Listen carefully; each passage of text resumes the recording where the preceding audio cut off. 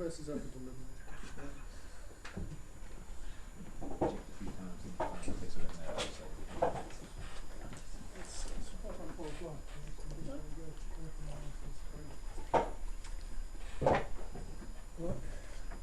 Good afternoon, and I'll start speaking English because our lecturer is going to speak in English, so I assume most people heard it's going to be in English and understand English by starting Hebrew and then switch to English. I'd like to welcome Dr. Eric Kingston from the Bahá'í World Centre here in Haifa to give a lecture this afternoon to an occasional series that we have here at the Ezri Centre. We're going to be speaking about recent developments in the Bahá'í calendar. Very nice PowerPoint presentation to present to us.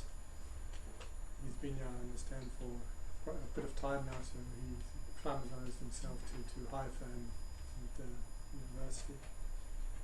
He is a research chemist who specializes in mass spectrometry, which we don't normally get up here on the 23rd floor.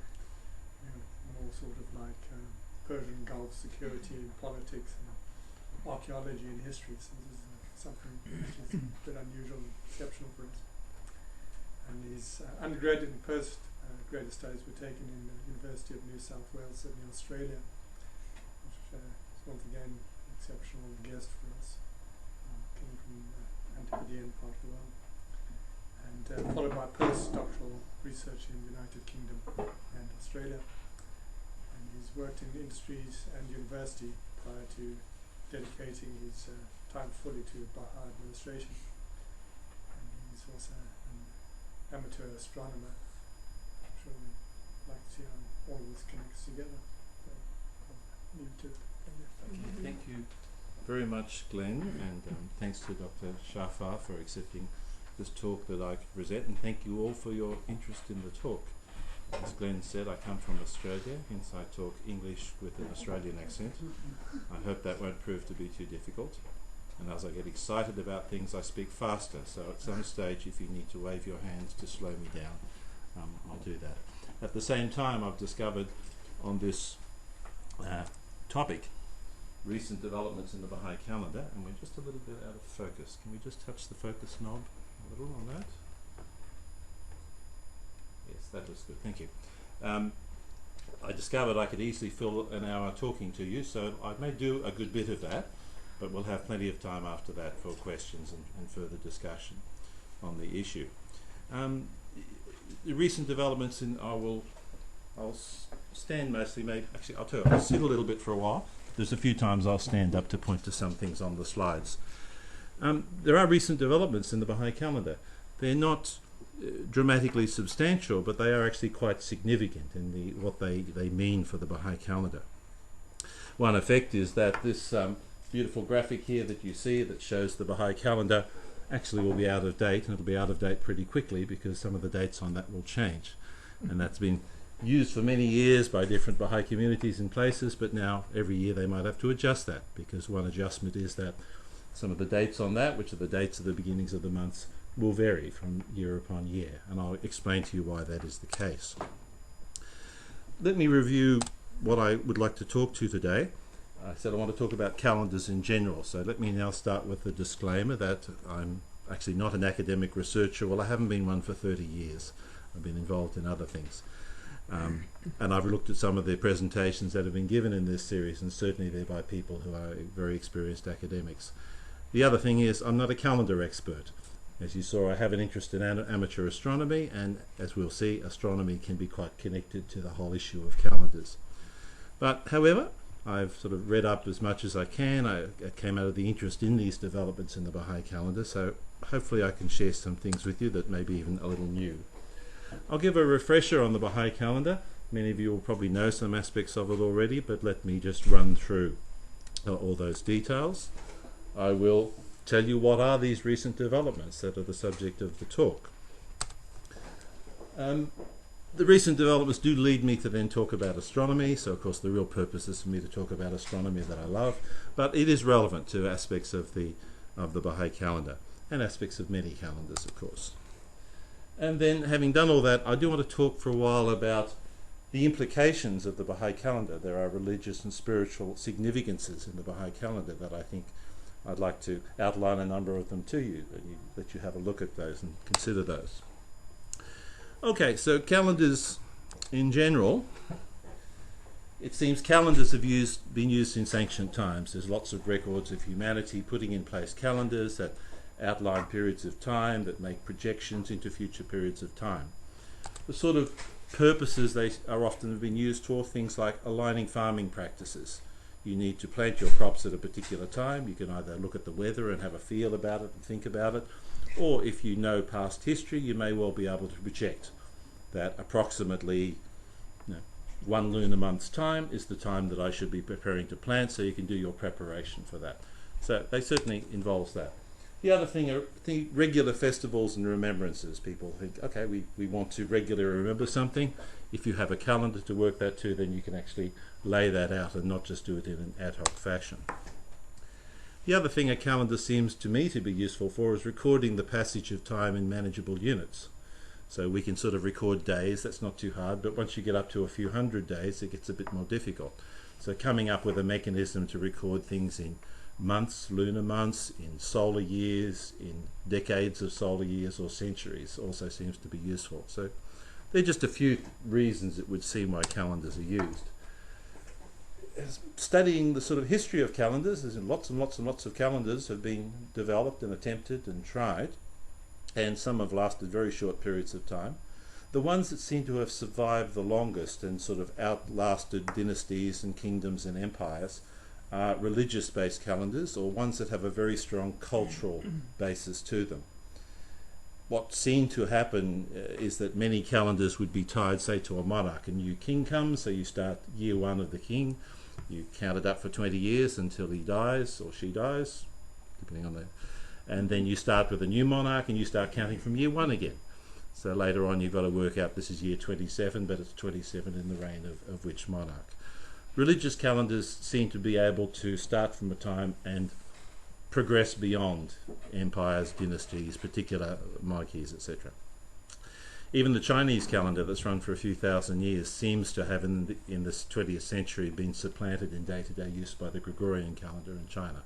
But they still keep track of Chinese New Year, and I think it's coming up fairly shortly.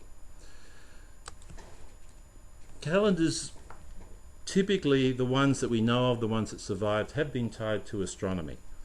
And the sorts of things they get tied to is the rotation of the Earth on its axis, 1 solar day. So we monitor that one. The revolution of the moon around the Earth, 1 lunar month. And these are sort of fairly observable things that people have available to them. And the revolution of the Earth around the Sun in 1 solar year. You observe that one by watching the change of the star constellations night on night, and after a period of time they come back to being the same place in the sky. So we've got that.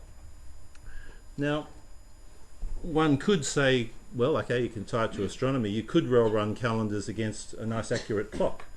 And we've got very accurate clocks now. In 2015 it was reported that the highest accuracy now they'd reached was plus or minus a second in 15 billion years. So plus or minus a second in the age of our known universe.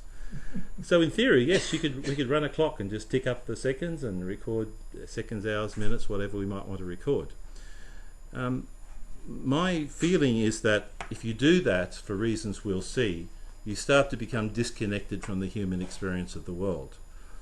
One likes to think that the universe runs like clockwork, but it's actually nothing particularly like that. There are huge variations and perturbations and things going on. And issues such as, for example, the length of the day is changing on the Earth. And if you go over a sufficient period of time, that's noticeable, that change. If you stayed with a clock, in due course, your clock would get out of sync with what was observed for the day, when the sunrise was, when the sunset was. So my particular feeling is, I think in the human experience, people staying linked to sort of observable astronomical events is probably the way to run calendars rather than to run clocks. There are arguments at the moment to actually go the other way and to tie it entirely to computers, and that comes up in the whole question of something we'll mention, which is adding leap seconds into the clock in order to deal with the fact that the Earth's rotation is slowing down. there are some arguments being run. This has been done since 1972. There are arguments being run that upsets all the computers in the world. They get confused trying to calculate how many seconds back in time something is, so we should stop doing that. I don't know how the argument will go and which way it'll be won, but if you were to go that way, that means that sometime in the future, when the sun gets up in the morning, it'll say 10 o'clock or something, or whatever it might be, something that doesn't sort of make sense to us. Let us now, if I can, share with you some aspects of the Baha'i calendar. The Baha'i calendar, the first thing to say is it derives from the scriptures of the Baha'i faith. It's not something that was put together later on by scholars of the Baha'i faith or by leadership in later days. It was from the very early scriptures of the Baha'i faith. And the Bab, who was the forerunner of the founder of the faith and was sort of the co-founder of the faith, if you look at it that way, Bab established the main structure in his writings. And that was available and generally was known to the Bahá'í community since the sort of 1840s, late 1840s. So that was available. The community didn't get much of a chance to practice it because it couldn't really live as a community. It was under very significant oppression by the authorities in Iran. So consequently that didn't get greatly used, but it was known and understood in the community. Baha'u'llah, when Baha'u'llah became known as the successor to the Bab and the one who had foretold, established, as I said, the Baha'i faith. The community of Babis by and large became members of the Baha'i faith. He reaffirmed the calendar that the Bab had put in place, and he clarified a few aspects. The Bab had left a couple of things that weren't clarified, and he clarified those. So from about the 1870s, that was the calendar that was then available. The calendar of the Bab had established with some clarifications by Baha'u'llah and used in the Baha'i community since about the 1870s, predominantly in the Eastern world. Subsequent leadership of the faith clarified some other elements, clarified a few things appropriate, say, within the Western world, and from about 1907, this calendar, the Baha'i calendar, was utilised throughout the Western world as well as the Eastern world. So it's been something of a sort of a century that the calendar's been available for use around the worldwide Baha'i community. But there were differences in the application of the calendar between, we'll call it, the West and the East. The Baha'is, who are generally the community in Iran and through the Middle East, and even the Baha'i World Centre in Haifa, would work to particular dates in the calendar that were different to what was being used by the Baha'is in the West. Now, the leadership of the faith had said to the Baha'is of the West, use these dates, and at the same time to the East, use these dates here. And it was clear that there were some issues to be resolved. It was said that these would be resolved in future by the leadership of the Baha'i community. So there were some differences. Let's just tell you about some of the characteristics then of the Baha'i calendar. The year in a Baha'i calendar is a solar year, and it contains 19 months, each with 19 solar days. And the day begins at sunset. Okay, so 19 times 19, we get 361. Well, if we want a solar year, we're short a few days, so we do need to add some days into that. So 4 or 5 extra days, they're known as intercalary days, are inserted into the calendar in order to bring us to a full solar year. And this process of inserting extra days or maybe a short month into a calendar to align it to the solar year is known, as used in various places, and definitely not in some other places. We'll call it intercalation, inserting days into the calendar. The year commences at the spring, or the vernal equinox, in the northern hemisphere. Being from Australia, I like to make mention of that, because if I say the vernal equinox, I say, well, which hemisphere are you talking about? Because, of course, it differs between the hemispheres. So it's the spring equinox in the northern hemisphere. New Year's Day is known as Nowruz in the Baha'i calendar.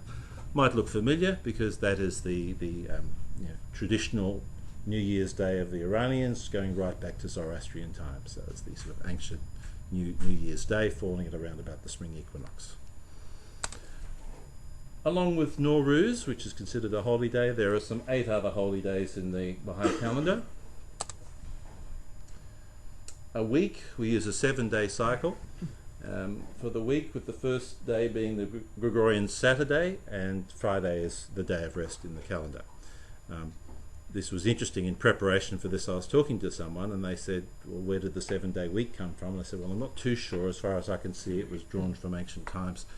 And she said, I'll tell you what I think, and I think she's exactly right, that each of the 7 days is actually worship of the deities for the visible objects in the sky, the sun, the moon, and the 5 visible planets. Interestingly, over the next couple of weeks, the 5 visible planets will actually be visible just before, after sunset in the sky. You'll see a line of all the planets. And when we look into it, it makes a lot of sense. And I haven't got a chance to go back and research it, but it sort of makes sense why it's a 7-day week. You find that we have Sunday, we have Saturday, Saturn, Sun. In French, Monday is lundi, luna. In German, there's some similar things. So you very quickly find that yes, it makes sense across a number of languages that is where the 7-day week came from. But that wasn't the particular subject of the lecture, but I thought I'd just mention that the Baha'i calendar does retain a 7-day week. Baha'is celebrate and commemorate in their local time zone, and this is sort of an important issue to be aware of. If there's a particular event, say, being commemorated, we don't take a particular time and then all around the world at that time Baha'is celebrate it. They actually work within their own particular time zone, and this is, similar to lots of other places around the world. If we take within the Christian calendar, if people obviously celebrate Christmas when the clock ticks over in their particular local time zone. We have the same here. When the Bab to his first disciple announced who he was, he did make a note later on that occurred at 2 hours and 11 minutes after sunset on a particular day. And so the Baha'is worldwide, when they're celebrating that holy day, it is at 2 hours and 11 minutes after sunset in their own local time zone, is the particular time that they acknowledge as the time to celebrate that particular event in the past. And the other comment I think I should make is that it uses the universally adopted way of timekeeping, 24 hours with 60 minutes and 60 seconds. You could change that, but that has really become quite universal around the world and is sort of used everywhere. It's quite different from the days of the Romans, as I understand it. Basically, they took the period of time from sunrise to sunset and divided it into 12 hours. And therefore, every day as the sunrise and sunset times changed, the length of an hour changed. No great consequence to the Romans. It wasn't a particular problem because it was sort of quarters of the day was all they were really interested in. In our particular case now, I think we would struggle if we had the length of an hour changing. That really wouldn't work out for our modern world. So, there's nothing I can read in the scripture of the Baha'i faith that says that there's any commentary on this, apart from commentary that uses hours, minutes and seconds. So we presume therefore that that's definitely continues. Okay, let's then, if I may, talk about, well, what are the clarifications that were needed? It looked pretty comprehensive. There are a lot of details about the calendar. Well, what was needed? Well, firstly, it was the day of Nowruz was a question for us. The equinox is a moment in time. There's a specific moment in time that the equinox occurs, and that's the same all across the world, regardless of your time zone and where you are. So, for example, the equinox occurred in March 2014, at UTC, Universal Time. It's about the same as Greenwich Mean Time, London time, just a little bit before 5 p.m. on Thursday, March 20. So that was the time it occurred. And it simultaneously occurred around the world in these time zones. So you can see Los Angeles, we're on Thursday morning, New York, we're just after lunch, midday on Thursday, right through to Sydney, where we see it's about 4 o'clock in the morning on Friday.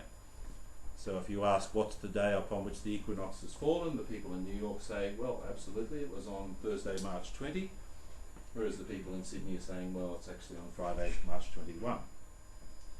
Now in Moscow, the general population is saying it's on Thursday, March 20, but the Baha'is who live in Moscow, knowing that the Baha'i day begins at sunset, will actually say, well, actually, it's after sunset, so it's actually the equivalent of March 21 in Moscow. So that was the first question that needed to be answered was, well, how do we determine exactly which day in the calendar is the day of Nowruz? And it was pretty simple, and it's been known for decades now that you need to choose a location. Where's the location at which we're going to work out when the equinox occurs, which Baha'i day has it fallen on, and then decide and agree that that's the day, the first day of the year, and all around the world you adopt that as the first day of the year. So that's one question that we've known for quite some time needed to be answered. There's a second clarification. I'll give you the answers after a couple more slides, but let me tell you what the questions were. The second one was the dates of the Baha'i holy days. As I said, apart from Nowruz, there are 8 other holy days. And there are some interesting aspects with those. We basically found historical discrepancies in the records. Various records made in, say, on Ottoman Turk dates, various records recorded in Iranian dates, with those calendars never necessarily being in sync and possibly varying, typically by a day or so. We even have situations where Gregorian dates have been written the same time as these other dates, and now you calculate back, you say, well, there's a day discrepancy in those as well. So basically the historical record that recorded the time certain things happened, there's discrepancies there. Even got to the fact that basically since the Islamic calendar dates relate to when the first day of the month is, which relates to the first observation of the waxing crescent moon, from one city to the next, depending upon someone's eyesight and clouds and whatever else. The first day of the month might be a different day, and therefore for one whole month, 2 adjacent cities might run with different dates. At the end, if they both observe it on the same day, you'd come back into conjunction again. So that's the sort of problems that also occur, that something might be made known and someone records the date, and it's actually 2 different dates in 2 different places. So we sort of have that. We do have in our scripture a number of statements that do sort of specify dates a bit more precisely, saying that this event should be commemorated this many days after Nowruz, and then try to compare those dates back to other dates. There were a number of discrepancies in the record that and these just needed to be resolved, and a decision needed to be made exactly what they are. One more clarification was required. Interesting one. The dates for the celebrations of the 2 holy days for the birthdays of the Bab and Baha'u'llah. They're obviously very important holy days for the Baha'is. And the history of these is that the Bab was born on the 20th of October, 1819. It was the first day of Muharram in that particular year in the Islamic calendar.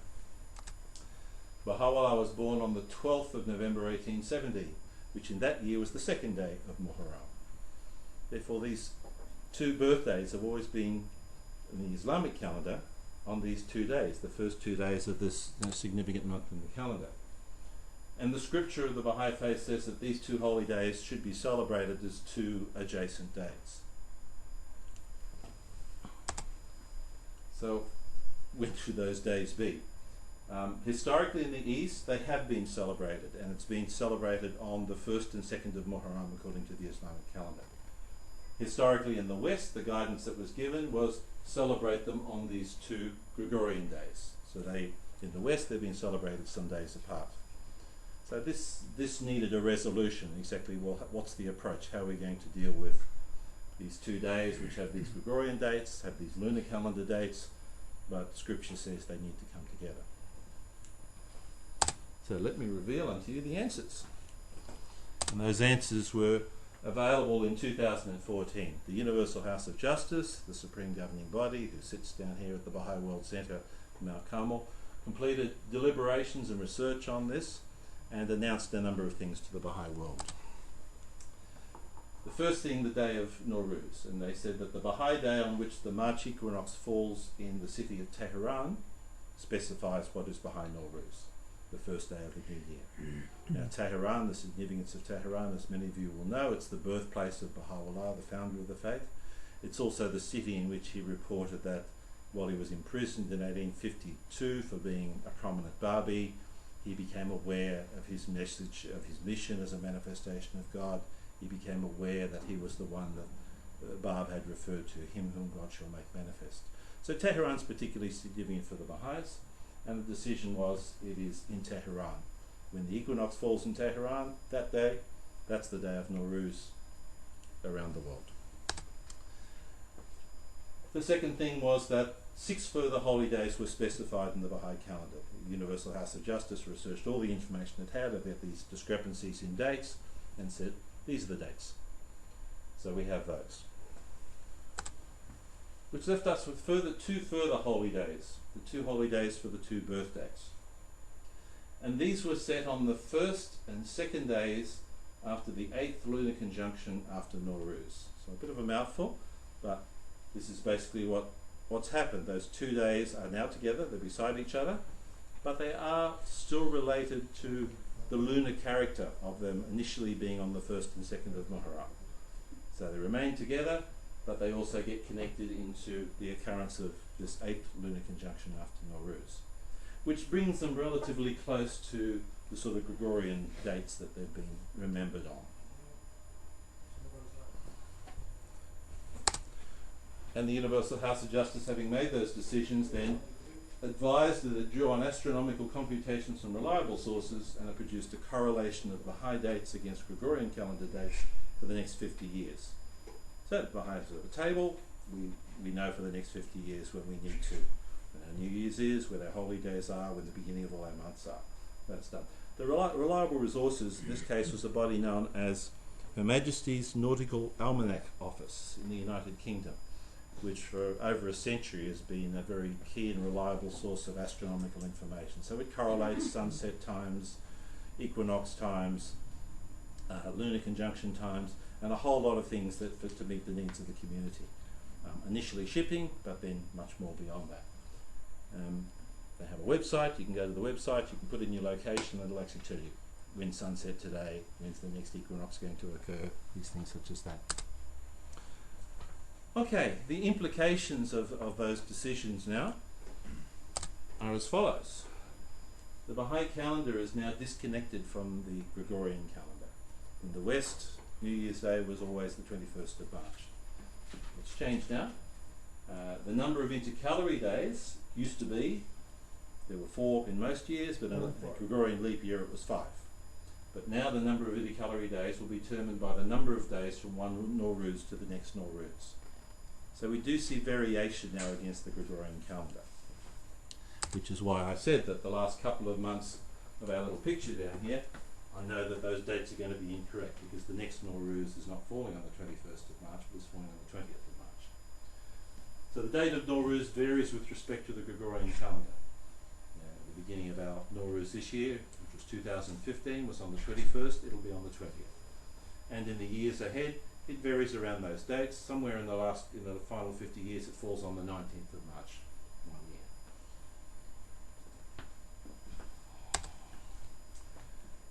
The calendar now is perpetually linked to the solar calendar, if I can describe it that way, because it's being annually corrected each year. So each year it depends upon the exact moment of the equinox, and that aligns the first day of the year. And next year it'll align it again. So it's always making slight adjustments as required against the solar year. So that happens. Compared to an algorithmic calendar such as the Gregorian calendar, which has this mathematical method of adding the leap days in, and which years they're added and which centuries they're not added, etc., in order to try and keep that correlation. The adjacent holy days celebrating the 2 birthdays will move year on year across, it's about 3 Baha'i months, depending upon when the lunar conjunctions fall. So they will vary each year. And the Baha'i community now consistently observes the Baha'i calendar. It's done so since Nowruz in March in 2015, and will continue to do so from now on. So anywhere you go in the Baha'i community in the world, on the same day they'll be starting their Baha'i month or celebrating their holy day or whatever it might be. Okay, now, if you'll let me indulge myself in a little bit of astronomy, I'd like to talk just about some of the astronomical aspects related to some of these key things. Many academics are interested in calendars. A lot of them are mathematicians and computer scientists. We see those. We sometimes see astronomers as well. We've got one in Israel, Nachum Dersovic at the University of Tel Aviv is now writing, I think, the 4th edition of quite a major reference book on calendars.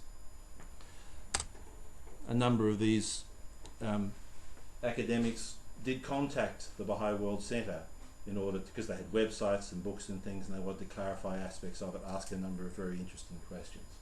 The relevant astronomy is basically when equinox occurs, when sunset occurs, and when there is a lunar conjunction. Let me talk about a couple of these things. And I'm sorry, it's the astronomy interest and physicist in me.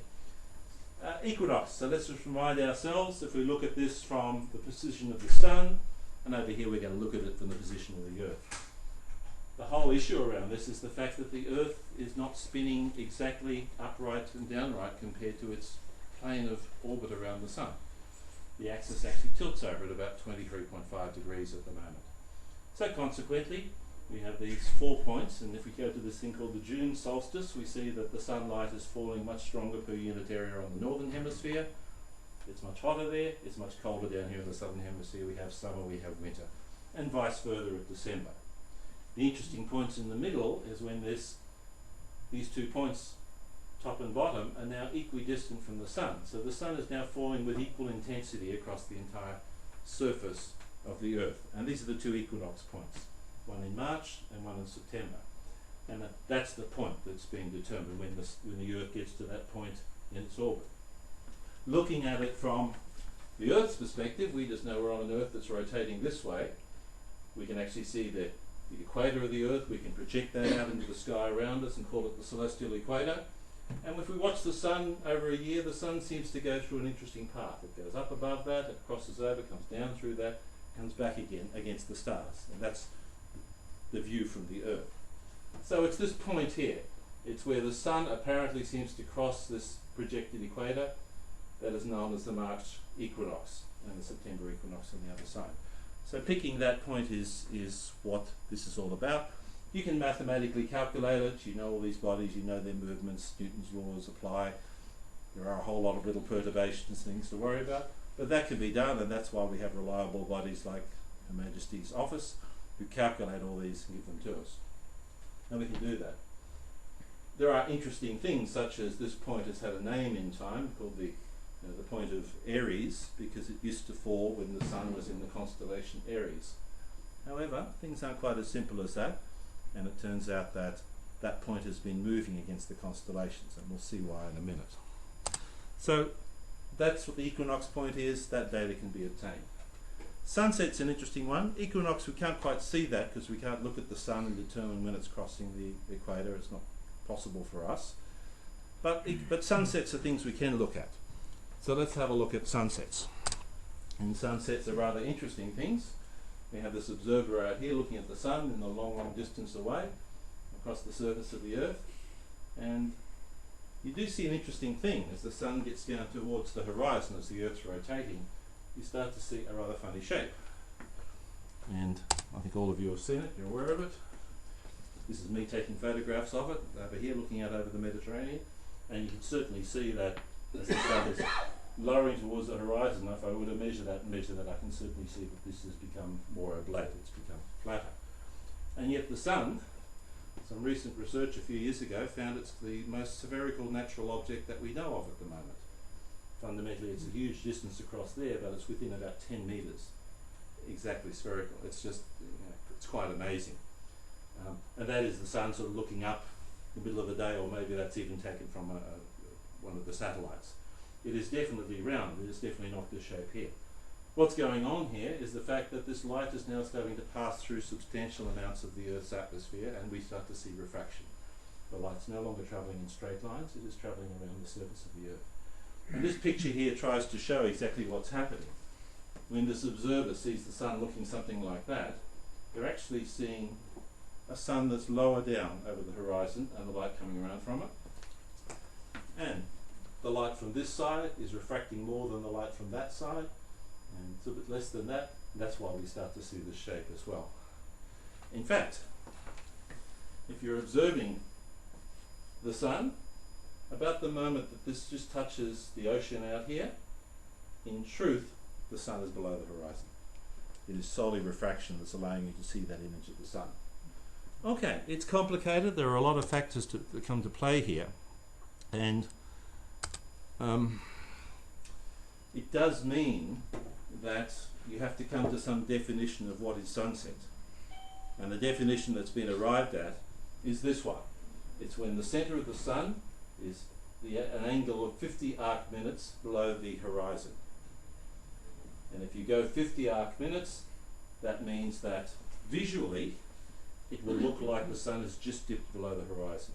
Atmospheric refraction has moved the image this far, and then there's a 16 arc minute semi-radius of the sun.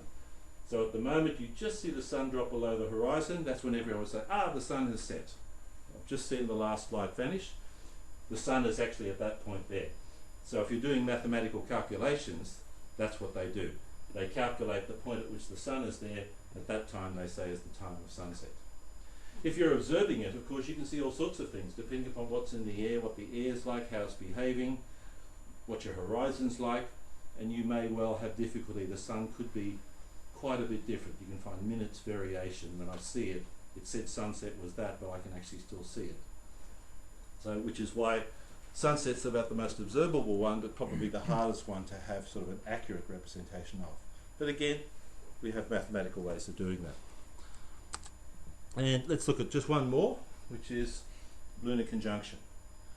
And in this particular case, I should have asked if you're all astronomers and physicists, and I'd know that I'd be boring you all, but if you don't, hopefully some of this is a little bit is interesting. But this is the other one. We need to know about these lunar conjunctions. Okay, so here's the moon going around the Earth in about 28, 29 days, 29 and a half days, whatever it is. And we know if the sun's over there, then around about midnight, if the moon's over here, we see a full moon. And we know over this side, when the moon comes around, it's between the Earth and the sun. We don't see any sunlight on the moon. We basically see a dark moon, if we can see it at all. In truth, you don't quite see a dark moon, because you see a wonderful thing. The Earth, light of the sun reflects off the Earth back to it. And you actually get a thing called Earthshine. And you can actually see that, and if I get my telescope out and look at it, you can actually see all the craters and everything on this dark part of the moon. It's really quite interesting. But you can't do it when it's this close to the sun, because this is the problem. So observing in the same way, trying to observe the equinox is difficult. Trying to observe lunar conjunction is difficult, except in one situation. Anyone guess what that situation is? It's the time when, instead of what regularly happens, which is as the moon goes round, it comes around above the sun or below the sun, there can be an arrangement where the moon comes round and it's exactly passing through the line of the sun and the Earth. And then we get a solar eclipse. So the moon passes in front of the sun, the shadow appears on the Earth. We can time that pretty accurately. So there is one circumstance in a solar eclipse where you can observe and basically time when the lunar conjunction has occurred. But again, using mathematics and understanding all the appropriate laws, we can be given an exact time of when the lunar conjunction has occurred. Now, we should compare this to in other calendars which have relied upon human observation of the lunar month. And that has typically been done, as I said earlier, by observation of when does an observer on the Earth first see the waxing crescent moon. And the studies that have been done suggest that with the unaided eye, that's somewhere between about 14 hours and maybe up to 30 hours, because if you miss a day, you have to go to the next day, after lunar conjunction occurs. With a telescope and some extra devices, you can get that down to maybe 11 and a half hours. So it's worth commenting that the Baha'i calendar is using specifically the time of lunar conjunction and not an issue of observation of, say, the first crescent moon. It's the difference. Let's just, if I can mention some complicating factors that can arise. As I said, people often would like to think that the universe is a nice simple clockwork system. It's nothing like that. There are lots of complications in this. One complicating factor is that the Earth's rate of rotation is slowing, and it's slowing irregularly. Now, I did mention this a little bit early on. The length of the day is increasing. It's about a minute per century at the moment. It's slowing due to the gravity of the Earth and the moon acting together, particularly the gravity of the moon, raising tides on the Earth, both tides in the water, which we all see, but there are also tides in the rock. The surface of the Earth bulges, the rock actually bulges. And these, the water has the biggest effect, the rock has somewhat less. And these effects have the effect of doing a number of things. One is that it's, the key one we're talking about here, is it slowly slows down the rate of rotation of the Earth. The Earth rotated much faster, it now rotates slower than it did. And it's quite measurably slowing. So therefore, that means if you want to project into the future sunset times, you will get out. You will be, by a century, you will be definitely a minute out, depending upon how the Earth's rotation changes. It's been quite irregular. They've plotted the historic history of it, and a few times it's sped up a bit, and a few times it's slowed down. Big earthquakes have an effect upon it. While the major effect is slowing it, is these tidal movements. it was never quite enough. The tidal movement should be slowing it faster. They finally worked out what it is. The last ice age in the air ended about 10,000 years ago. Large layers of ice, particularly in the northern hemisphere, compressed the land down and bulged the Earth out at the middle. Now that ice is gone, the Earth is actually slowly relaxing, and the mass of the Earth is slowly returning a bit more to the poles and away from the centre. So like an ice skater who brings their arms in, spins a bit faster. They've calculated the amount. It's exactly the right amount that shows that counteracts the effect of the tides. So it is very interesting. But it turns out that this is an interesting one, and Her Majesty's Almanac Office incorporate a particular model to try and estimate this on into the future. As I said, since 1972, it means our clocks have had to have, I think, 26 seconds added into them to try and keep them tied to the mean solar day.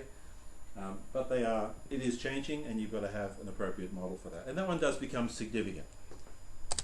There are some other things that people ask questions about. One is what's called the precession and nutation, the smaller effect of the Earth's rotational axis. Now, if I had my spinning top here, I could spin it, and I think you'll all know while it's spinning, it'll suddenly start doing this under the effect of gravity. It's precessing.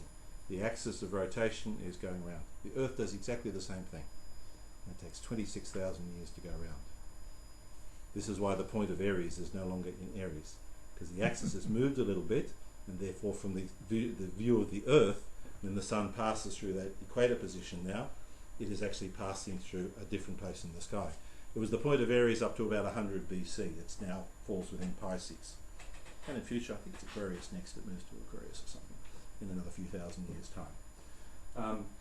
But point of Aries has been used historically as speaking about the point of the vernal equinox. So that's an interesting thing, but in the scale of things, it's not a big issue. If you could hang around for about 13,000 years, you'd discover that summer and winter had completely swapped in the year. So there are certainly effects there, but it's insignificant in the context of us thinking about the next 50 or 100 years. Another factor, if we're thinking about lunar conjunction, exactly the same way that the Earth is slowing down, one way that this has an effect is that the moon recedes from the Earth. It moves out further and further, and it's moving about 4 centimetres a year. We're in a very special time at the moment where the moon and the sun are in a very interesting relationship. The ratio of their sizes is almost exactly the same as the ratio of their distances. They're not big, they tend half a degree in the size. Next time you see the moon out, just hold your little finger up and you'll find you can cover the moon with your little finger. You might find that hard to believe. And if you can get lots of smoke in the sky, or dust or haze or clouds, if you can get the sun, you'll see it's exactly the same.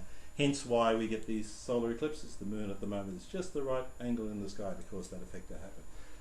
And therefore, in some time in the future, that will not be the case. In some time in the past, it wasn't really the case as well. It's just a magic time in the history of the geology of the system to be living. It's interesting.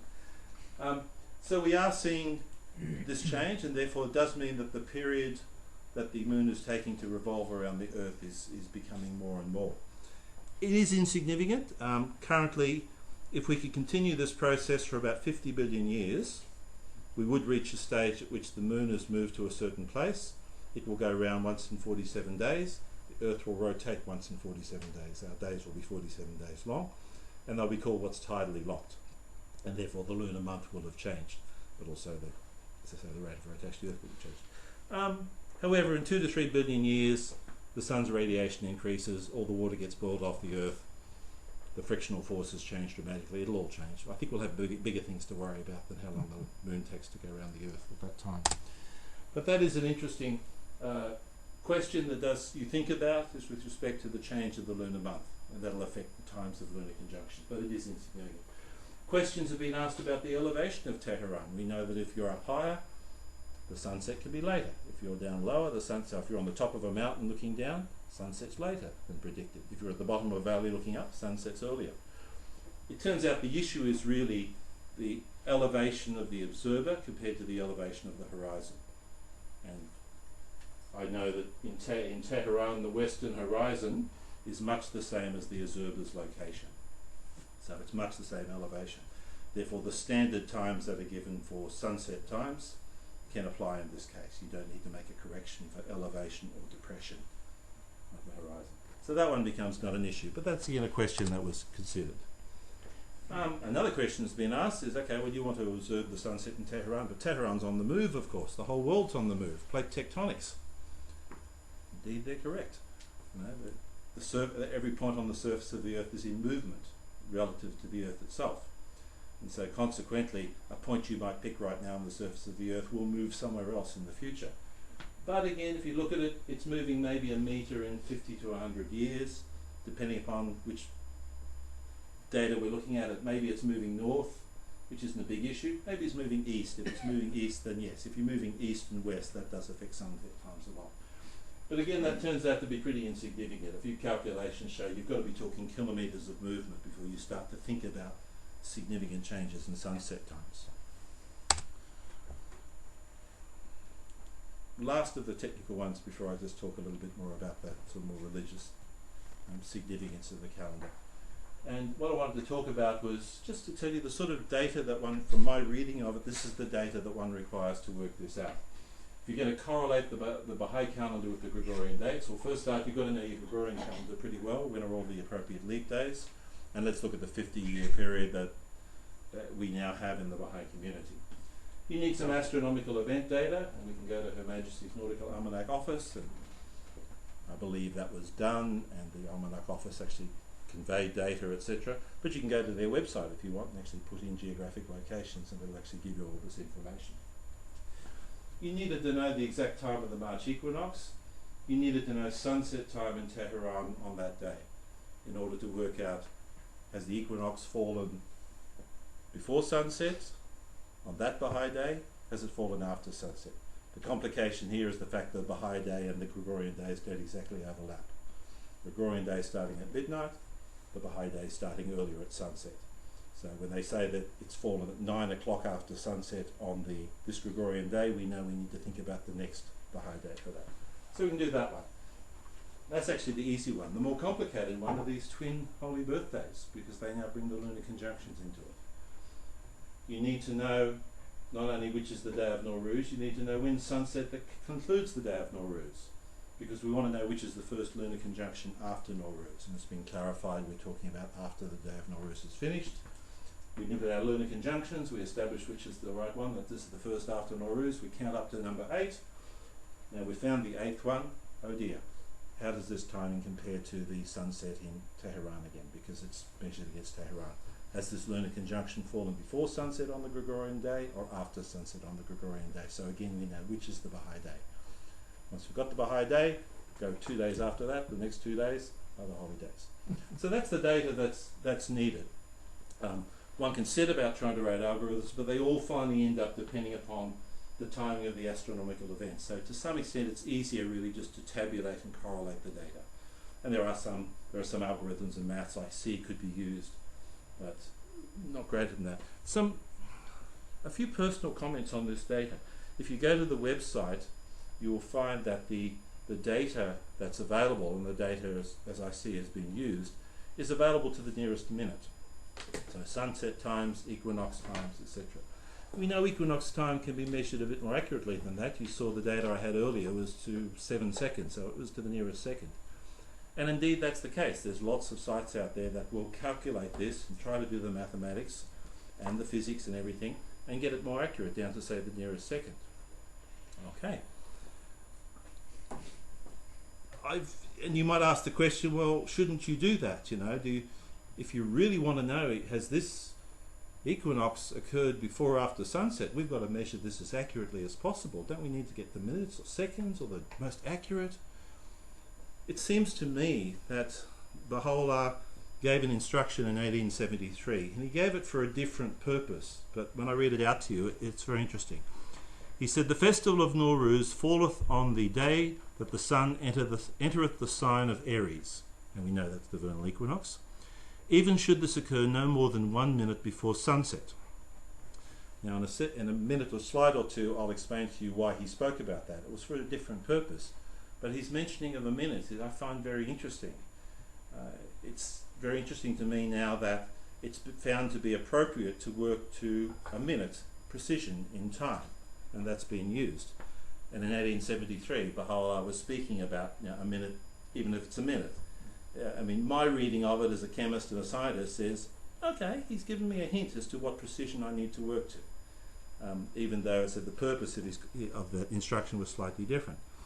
Okay, if you do want to use a data set to the nearest second, you start very soon, you realize I've got to find a few square meters in Tehran and stand in it with a stopwatch in order to really work out, has this sunset occurred before the moment of the equinox or after it.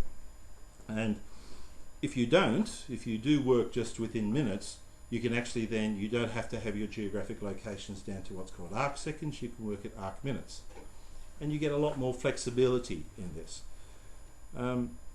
I also noticed the Universal House of Justice has provided 50 years of dates, not 100 years, not 150. Again, people who work in the calendar area, I've seen evidence where they've projected calendars with algorithms out several thousand years, and you see these variation, and all of a sudden it starts to diverge, and they're pointing out all these things are going to happen. And again, well, 7,000 years, what if every 50 years you just get the latest data and you redo it? So I found myself thinking that if you start to become engaged in this, you almost get into a version of determining how many angels can dance on the point of a needle. You start to really think about the methods and the technology more than the intent and the purpose. And I have to personally say that what I see in the Baha'i calendar and the clarifications is a very good harmonization of science and religion. Not going to the absolute detail of trying to measure something super precisely, but at the same time staying as close as quite reasonable to the intent of what was there. Okay, we'll take a breath and let's just turn a different direction. I've given you far too much technology. However, this calendar is much more than just technology, and I'd like to give you a few examples to think about.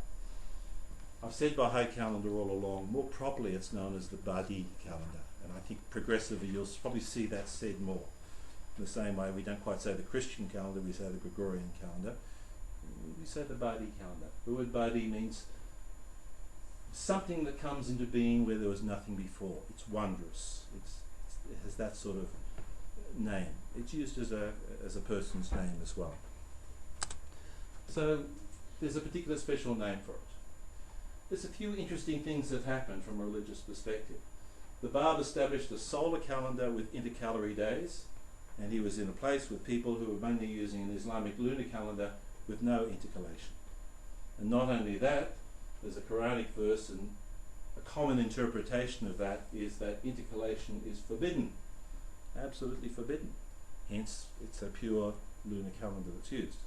I have read some other interpretations that suggest it's also about substitution of months, and it's not necessarily about intercalation, but that's the circumstance.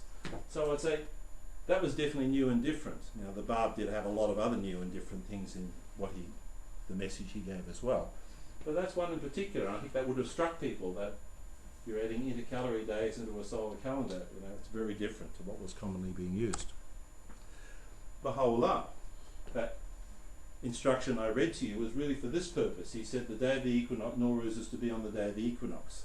This was contrary to Iranian practice, and it's still fairly common, even though they look at the moment of the equinox. It's fairly common practice that if the moment of the equinox falls before midday, the day of Nowruz is that day. If it falls after midday, it's the next day. And Baha'u'llah, as you saw, was saying, no. If the day, the Baha'i day it falls on is the day of Nowruz, even if it's almost at sunset. So that was, again, obviously quite different to what the practice was. Another thing, I'll come back to Bahá'í, the name of this calendar.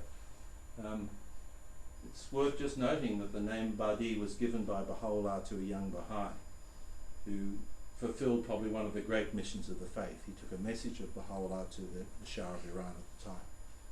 And for his troubles, he was martyred. The story is well recorded of his history, his life, what happened. The tablet's fully available. It's a very significant and important tablet. So again, it's that name, Bahá'í, has some very significant spiritual significance for the Baha'is. The other thing I should mention, the names of the months. It would have seemed that the Bab derived them from a particularly beautiful Ramadan dawn prayer, the Doha Sahar, or the Doha Bahar, it's known as well. And in translation into English, it has several passages.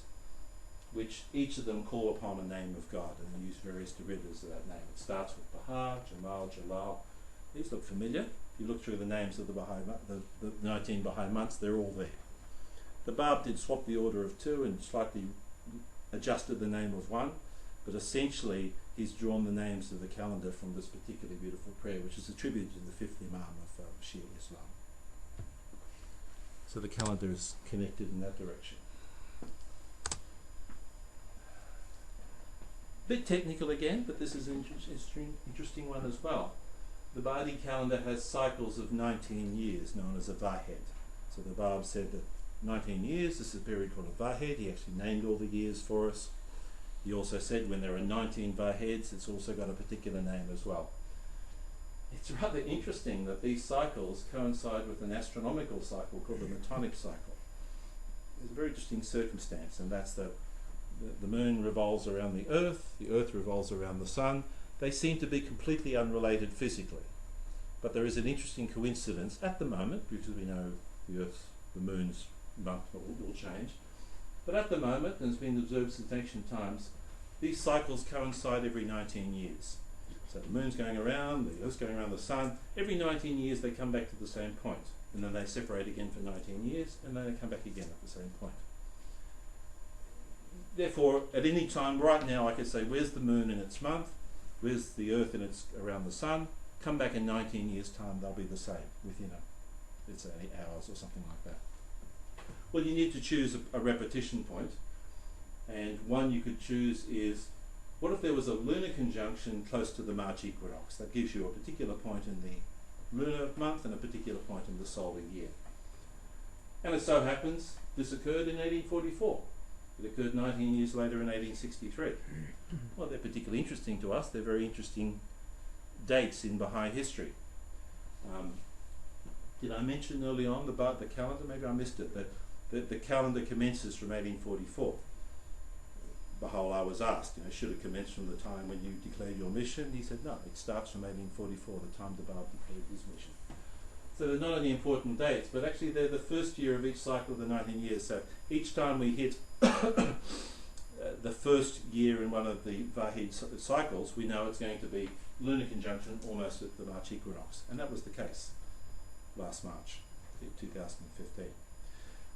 One could try other things, and I've done the maths. I've said, well, what about a full moon at the solstice? What about a lunar conjunction at this other equinox? And I've actually looked at them over 50 years, and honestly, this is the one that most clearly repeats and comes close enough to be a very good marker to see this Metonic cycle occurring. Okay, last technology. One more thing. The Universal House of Justice, when they gave this clarification, they did draw attention to the spiritual significance. And they did it with this paragraph. At the end of the message, they said the adoption of a new calendar in each dispensation is a symbol of the power of divine revelation to reshape human perception of material, social and spiritual reality. Through it, so through the new calendar, sacred moments are distinguished, humanity's place in time and space reimagined, and the rhythm of life recast. Next Nowruz will mark yet another historic step in the manifestation of the unity of the people of Baha'i and the unfoldment of Baha'u'llah's world order. So they understood that they weren't just laying out some technical details for a calendar, but there are some very important spiritual and religious characteristics to it. So let me end by telling you what day it is today. I knew you wanted to know that. So it is definitely Wednesday, the 20th of January 2016 in the Gregorian calendar. But let me tell you what day it is in the Bahá'í calendar. And for those that are interested in what it would look like, here's a particularly nice example done from Australia of laying out the Bahá'í calendar for the year that we're currently in. So feel free to come and have a look at that, and you'll see they've laid out each of the months and then shown exactly the Gregorian dates relevant to that. So you may find that interesting to look at. Okay, well the first thing is the days of the week have a name, and I happen to know that Wednesday is the day of Idal. And the 20th of the month corresponds to a particular number in the particular Baha'i month, and in this case it's the second day of the month. It all has a name. It's the day of Jalal of the month, and the month that we're in is the month of Sultan. So we're on the day of Idal, the day of Jalal, the month of Sultan. And that tells me exactly what month we're in. However, let's have a look. 2016. And 2016 is the year BE 172, counting up from 1844. We can go a little further. We can actually say that the year 172 is the year Alif in the 10th Vahed of the first Kuli Shay. And Kuli Shay was the term the Bab gave to 19 times 19. It means all things. And he used it in a number of places in his writings. But that's a bit of a cheat. That's a bit like saying that we're in the 6th year of the second decade of the 21st century. So, but however, that in full terms of the Bahá'í calendar is the day we're on today. Thank you very much. I'm sorry I've spoken for so long, but I hope that was useful. The floor is now open for anyone who has any questions. Yes. Yes. Just some how to say, relevance to a provocative question. Please. We know about many respectful ancient calendars, like the Maya. They had a very precise, like what is known today, of calendar, As I understand and this. it was actually exterminated, if you can say, like calendar. Now there are many other tribes, or let's say sectors of civilization in the world, where they have their own calendar of events, like when was the worst, how to say, ice age or year that we have mentioned, or other some examples. The years that my grandfather was born, and then it is. So actually what is significant, I understood what the meaning of what you say. This is for the war. So you have never referred to the Jewish calendar, which actually 2 years ago it was announced by NASA that the accuracy of the Jewish calendar actually coincides exactly with the moon year. You just talked about the Yeah, solar year. Yes, it's Each one is relevant and connected. So I would like to know what is actually the relevance, because what you say now is neither religious, it's mainly when my, let's say, the Bahá'í and the Abu were born. So what is the significance? I could actually say when Abraham or Jacob were born, and then to take forward for the years to come. So how Yeah, I can comment. Certainly, the Bahá'í calendar, Bahai calendar, is obviously of significance to the Bahai community, so that's the calendar that we follow. Again, I'm no calendar expert. My reading I found very interesting, because I have been looking at issues such as the starts of calendars, and things such as the Gregorian calendar attempts to start from about the time Christ was born. The Islamic calendar starts from a particular time in Muhammad's life. The Jewish calendar doesn't. It goes back a long way. And my reading of it was an attempt at an early stage to try and have a calendar that would go right back into the history of human beings. And it attempts to project back to about the time that civilization really started, when the sort of farming practice and all those things, at the sort of early recorded histories of civilization. So again, it's a particularly interesting calendar for that reason, that it does that.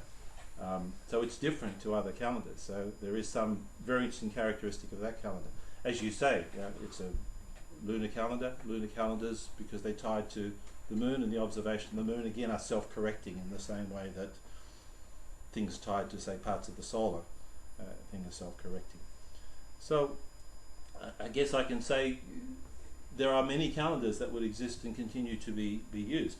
Some don't last long. I think a short-lived one, if I understand correctly, was the French Revolutionary calendar. I think there was some metric calendar devised and lasted a couple of decades before it didn't survive that. Whereas certainly now there are calendars that have survived that.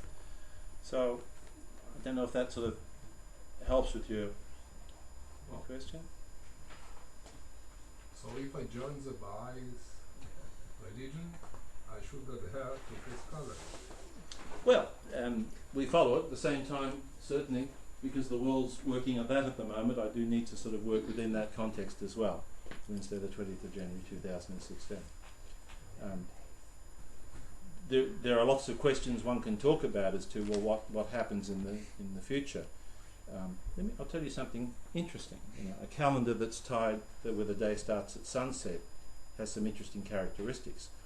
A calendar where the time starts at midnight is very simple because there are 24 hours in every day. There are 24 hours in every day.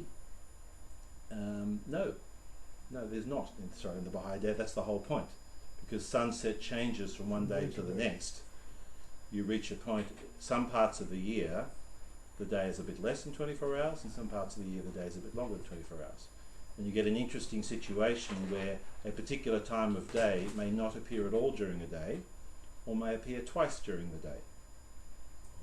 So there are some interesting things to think about when one's working within the timekeeping system. As you get close to sunset, there are particular times that may not appear on a particular day.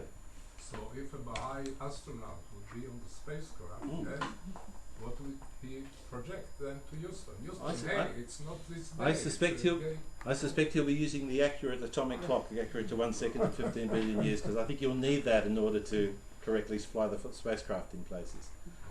And because the question was sort of asked, well, does this have any effect on timekeeping? And the answer is no. It's 24 hours, 60 minutes, 60 seconds, that doesn't change.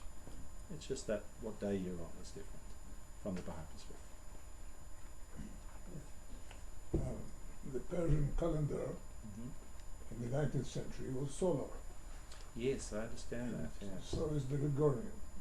So was the Turkish Rumi calendar, which is not very well known. It was attached in a way to the Julian calendar, but all were solar. So how did it happen? The two very important Baha'i holidays are celebrated, let's say, according to Muharram. Baha certainly knew that the Muslim calendar did not permit intercalation. So why make things complicated? Well, in a couple of questions there. I guess the first question is talking about when those two holy days were celebrated. My wife is from Iran, but she left Iran a long time ago. And I was talking to her about this, and I said, now, just help me understand Iran and exactly how these calendars work. There is the Muslim calendar that's running, but at the same time, the Iranians are clearly on a solar calendar with respect to Nowruz, and how did that work out? And she couldn't quite remember all the detail, but she remembered it was a bit complicated. The Persians. Yeah. So I don't know the exact. No, I don't know enough about exactly why it was those Islamic calendar dates that were used. Now, it may well have been birth certificate. Birth certificate. So that was probably listed in the lunar calendar. I'm trying to work out it was the places they were and just how closely they were using the Islamic calendar compared to using any civil calendar. I wonder. Yeah, I'm not too sure. Intercalation.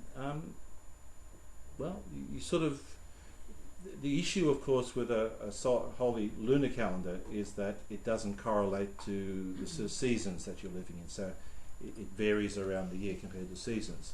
And I guess somewhere along the line you've got to make a point what's sort of going to be important. And I guess if you want to make a decision that important is that a particular time of the calendar corresponds to a particular time in the Earth's seasons, you've obviously got to then come up with a solar calendar.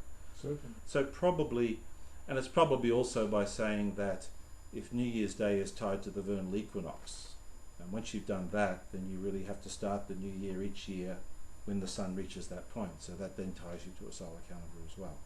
So I guess it flows from that. That's why it is a solar calendar. Thank you. Can I ask about the Metonic cycle, the 19-year cycle? Yes, which I hadn't heard about till recently. Okay, so the idea, as I understand it, the idea of the Metonic cycle is to synchronize a lunar calendar with the sun. So 19 lunar years with the right intercalations will fit 19 solar years. Same as the Jewish calendar. That's right. Well, The Jewish calendar uses the same principle. And yeah, but the question is, the whole idea works with a lunar calendar with regular intercalations. However, the Bahai, the Badi calendar is not lunar. Is Sure. you know, there's 365 days or 366 days in a year. So the number of 19 such years. What do you correlate it with? With the lunar?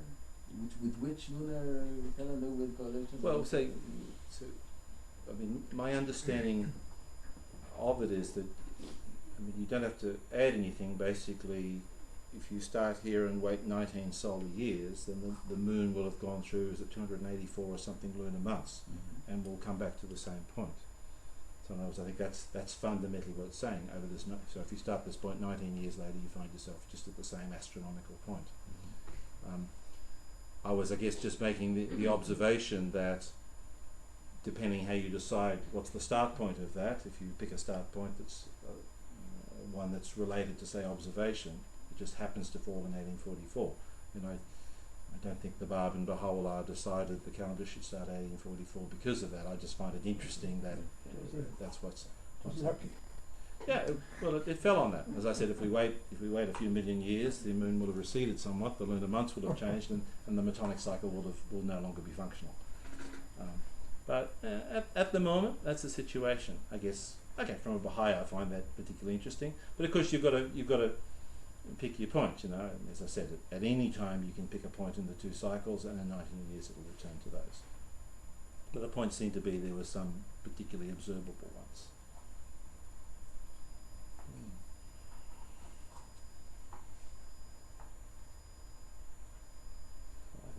Thank you, everyone, and I've taken more than enough of your time. Thank you very much.